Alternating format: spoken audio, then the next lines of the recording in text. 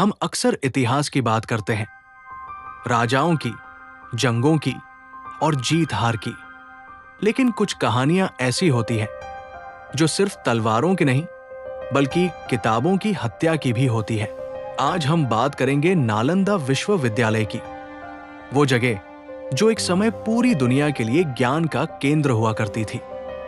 एक ऐसा स्थान जहां चीन, जापान, कोरिया, तिब्बत और श्रीलंका तक से छात्र पढ़ने आते थे।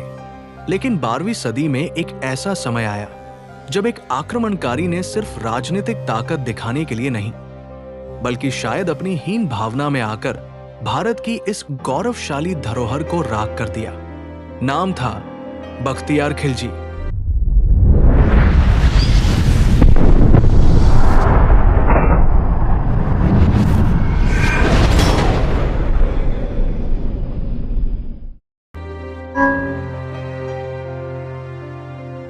बख्तियार खिलजी एक तुर्क अफगान सेनापति था जिसने दिल्ली सल्तनत के शुरुआती दौर में बिहार और बंगाल पर हमला किया।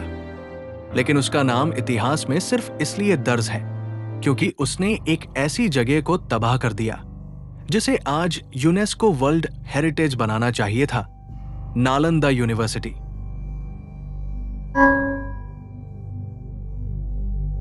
इतिहासकारों के अनुसार जब बख्तियार की सेना बिहार पहुंची तो उसे नालंदा का भव्य ज्ञानकोश दिखाई दिया। वहां करीब 90 लाख से ज्यादा ताड़पत्र की पांडुलिपियां थी और शायद यही खिलजी को खटक गया। कुछ लोग कहते हैं कि उसे बौद्ध धर्म से नफरत थी, कुछ कहते हैं कि वो इस बात से डरा हुआ था कि यहां का ज्ञान इस्लाम से टकरा सकता है। लेकिन कारण जो भी हो, उसने आदेश दिया, जला दो इसे।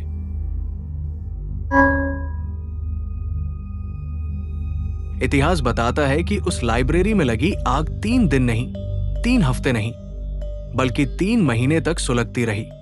सोचिए कितनी मात्रा में ज्ञान का भंडार होगा वहां।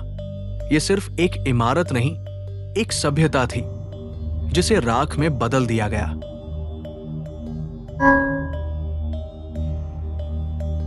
लेकिन कहानी यही खत्म नहीं होती। कहा जाता है कि राजा पृथु ने आगे चलकर बख्तियार खिलजी को इतनी बुरी तरह हराया कि वो फिर कभी युद्ध के मैदान में नहीं उतरा। कुछ मान्यताओं के अनुसार उसे इतनी शर्मिंदगी हुई कि उसने खुद को अलग थलग कर लिया। भारत का इतिहास सिर्फ आक्रमणों का इतिहास नहीं है बल्कि पुनर्निर्माण और पुनर्जन्म का इतिहास है। नालंदा को मिटा दिया गया लेकिन ज्ञान कभी नहीं मरता। वो किताबें जल गई लेकिन उनका असर आज भी जिंदा है।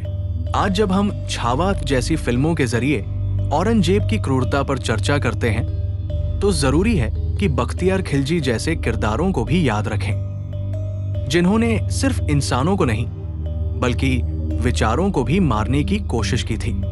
लेकिन विचारों को कभी मारा नहीं जा सकता। अगर आपको यह वीडियो पसंद आया हो तो इसे लाइक करें, अपने दोस्तों के साथ शेयर करें और ऐसी ही रोचक जानकारी के लिए हमारे चैनल को सब्सक्राइब करें। मिलते हैं अगली वीडियो में। धन्यवाद।